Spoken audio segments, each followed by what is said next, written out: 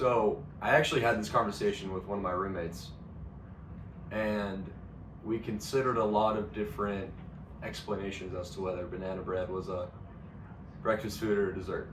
So I personally think it's a dessert. Considering most banana breads are made with a lot of sugar and flour and chocolate chips and maybe even Hershey's Kisses on top, you might think that it's a dessert. But consider eating banana bread in the morning. Is it breakfast if it's eaten before noon or 11 in the morning? Is it a breakfast food because it can be found in, for example, Starbucks, in those little cases where they have all the pastries? Is it a pastry?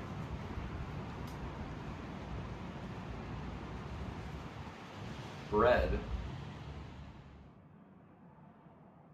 is a sort of heightened yeast, I believe is how you make bread. And usually you put something in between two slices of it. And it can also be transformed into toast through the method of a toaster. So bread, usually I think of it as like multigrain or white. You put like lunch meats in it, for example. A pastry, in my mind, has a sweeter connotation behind it. I think you find pastries in bakeries. So we're talking like croissants.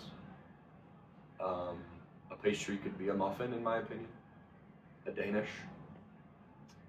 And then when you get to the pie, the world of pies, the house of pies,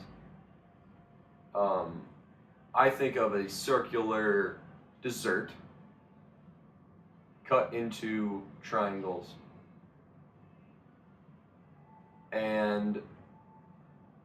But then in my head I think of does a pizza pie come into that?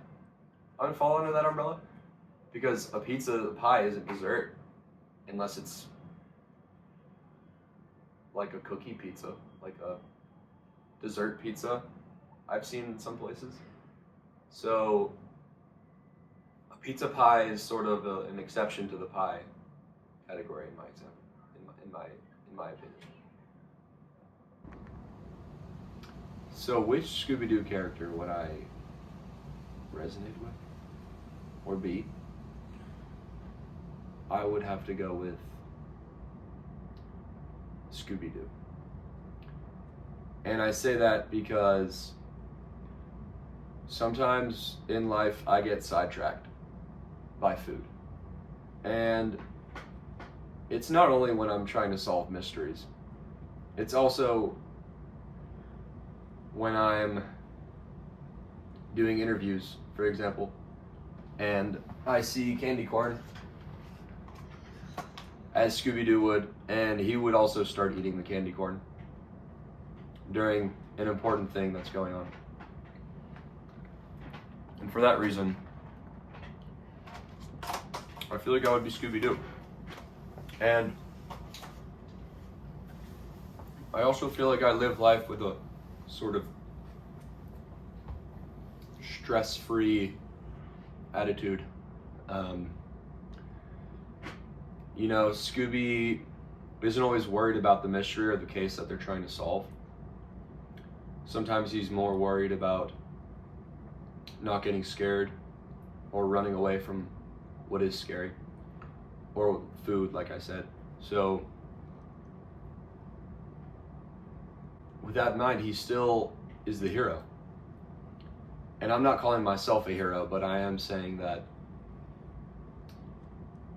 even when you're not always worried about what's going on, it can still work out in the end, because you ate so much food. So if I was a right fielder on a minor league team, how many seasons would it take me to realize that I'm not going to move up and I should instead pursue other things?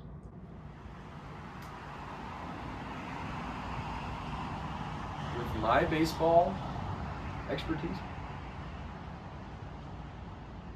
if I was worthy of being a right fielder on a minor league team, which is pretty impressive, I would say I would wait around for like 4 seasons before I'm like, okay, this isn't going anywhere. And I say that because I was a right fielder, and in high school for a year or two, and it's pretty scary out there. I mean, you don't know what's going to get hit to you. You don't know how high these balls are going to go. You don't know what bounce they're going to take when you're trying to field them. There's a lot of pressure out there because if the ball goes past you, he's going 1 or 2 more bases.